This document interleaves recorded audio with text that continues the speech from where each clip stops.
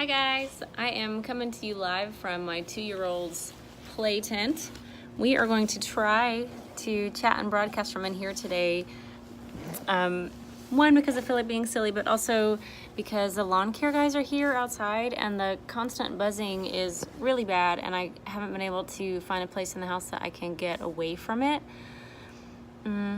So if you hear buzzing, I apologize. I hope that I'm far enough away that it's not going to affect the video, but we'll see what happens. And I just want to talk for a minute today about what to do when you don't know what to do.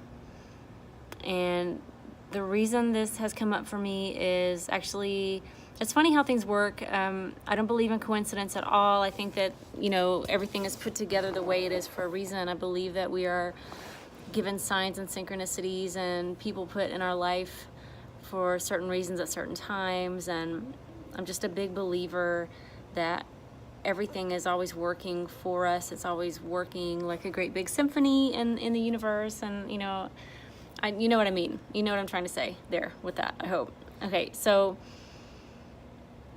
when I had anxiety really bad, when I was in the terror, when I was in that part of my life when I could not shower or take care of myself or, do very basic human things, one of the girls who I talked to during that time, and, it was limited conversation. She had a lot going on, and I have compassion for her now, but at the time I sort of felt like neglected. I felt like I was going through this hard thing and you don't want to be here for me. And, I don't think that was true. She was actually one of the ones that went to the store and bought us groceries, and did some really helpful things. So I am grateful. I'm still grateful for her kindness in that, but we're not really, friends or people that talk now. But in those days, so I'm going to back up a little bit. This tent is really, cramped. I'm a small person, but this is still I'm trying to hold the camera out there. Okay.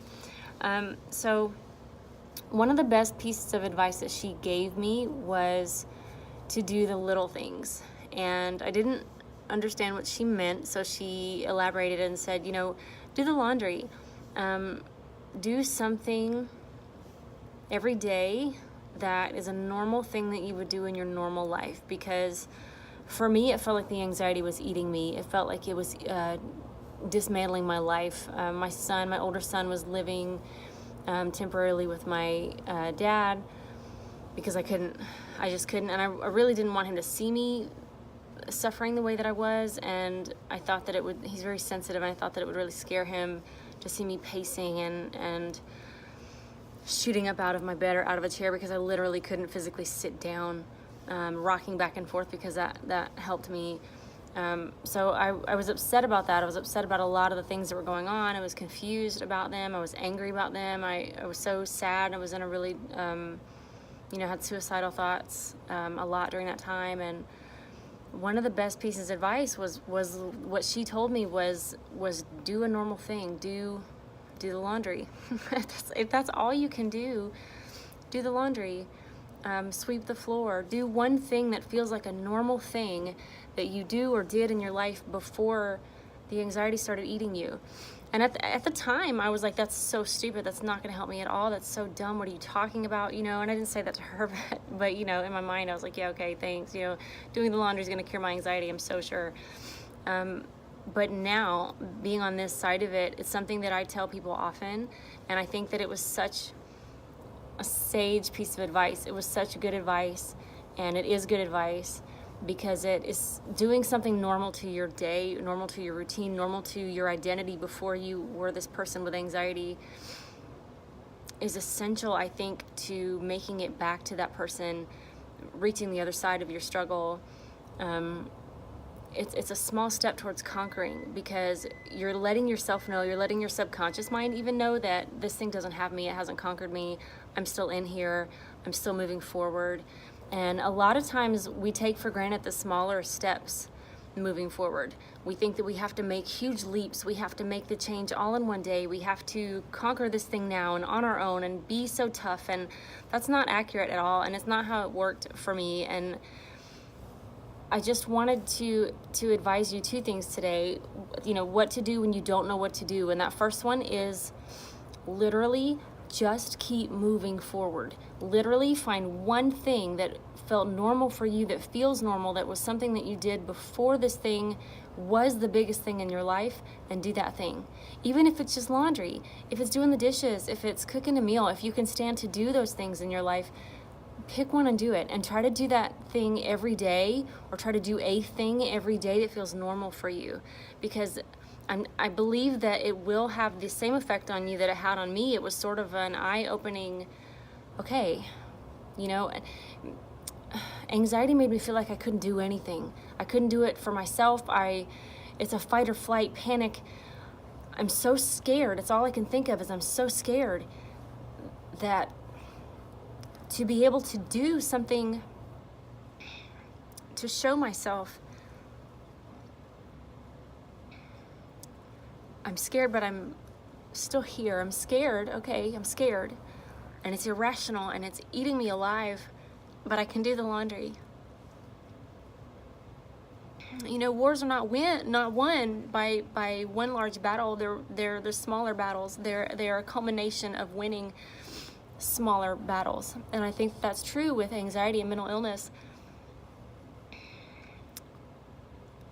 Conquering the smaller things step by step and day by day is how you win the war.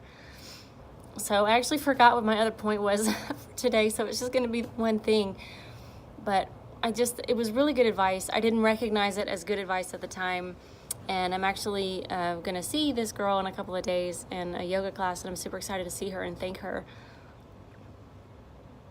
Because I was not grateful at the time for her advice, because I could not be grateful at the time for her advice. But it's something that I still practice every day, no matter how I feel in that day, no matter if I feel like it or not. I do one thing that feels normal, one thing to prove to myself. It's not about anybody else, but to prove to myself that I'm still here and I'm still a fighter. Sorry.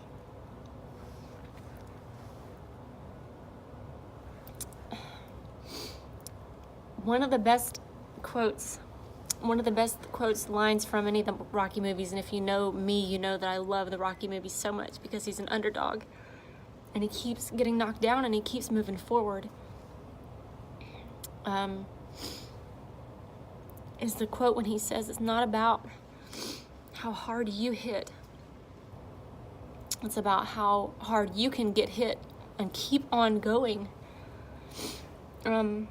And it's so true. It's so true in life. It's so true of all of you that have anxiety, all of us who deal with mental illness. Those small steps, those little things that you do to stay sane, to stay connected to who you really are at your core, because mental illness does not define you and anxiety does not define you.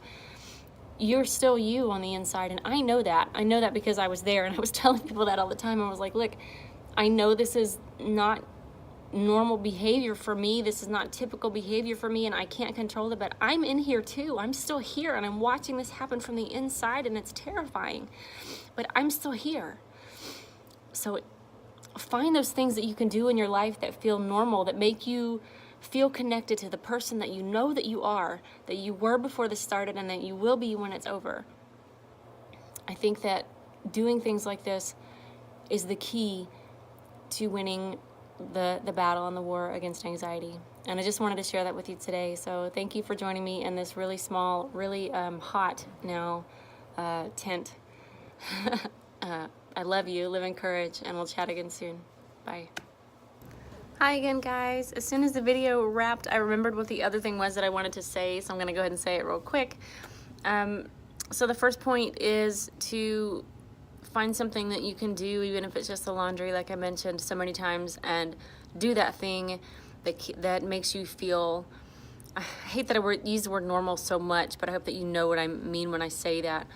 And find that thing and do that thing every day, or do a thing every day that makes you feel like your normal self, like you're who you are without and before anxiety, depression, PTSD, whatever it is that you're dealing with. And then the second one, this is something that I use with my kids, that I tell my 9-year-old, almost 10-year-old a lot.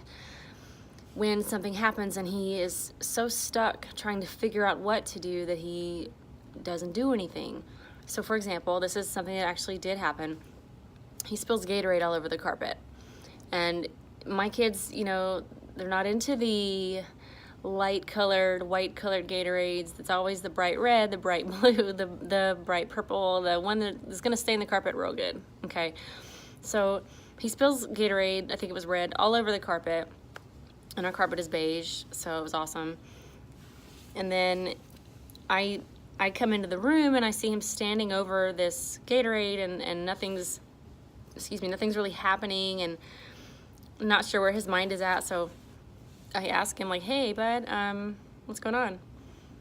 And then, you know, he let me know that I didn't know if I should get you. I didn't know if I need to go get a towel. I did not know what to do. All this Gatorade, it's just, you know, so he just ends up standing there staring at the mess.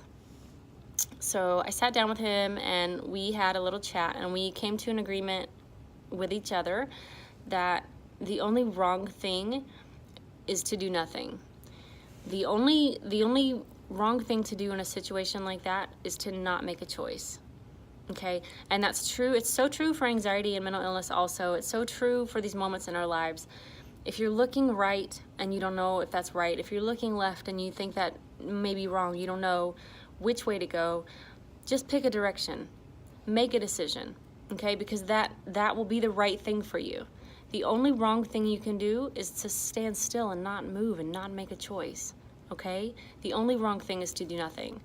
And now when something happens with my son, let's say he spilled Gatorade again, mommy says, what's the only wrong thing you could do right now? And he'll say, do nothing. Because if you get mommy, that's a right choice. If you get daddy, that's a right choice. If you grab a towel for it or some paper towels, those are all excellent choices. Just do something. Be proactive about it. And I don't mean that taking a rest is wrong, or taking a break is wrong, or taking a timeout or quiet time. None of that is wrong. What I'm saying is indecision and inaction and overanalyzing to the point of being stuck in place, that's not healthy. That's not good. But the only wrong thing to do when you don't know what to do is nothing. Okay? So if you're in a place that you don't know what's right, and you're looking at several options, or you have some decisions that need to be made, pick one and go with it, okay? Life has a way of working itself out, especially for the brave, courageous, the ones who push forward, the ones who make decisions, the ones who keep moving, okay? I just wanted to add that on there. So thanks for letting me ramble a little bit longer than I normally do, and live in courage, and I love you. Bye-bye.